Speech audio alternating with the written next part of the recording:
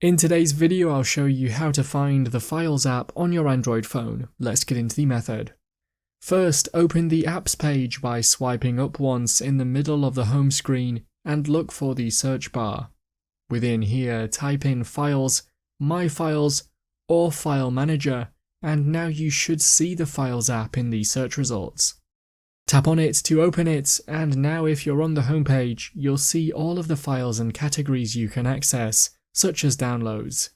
That's how to find the Files app on your Android phone. If you found the video helpful, remember to leave a like and feel free to subscribe for more. Check out the videos coming up right now, you might find these helpful too.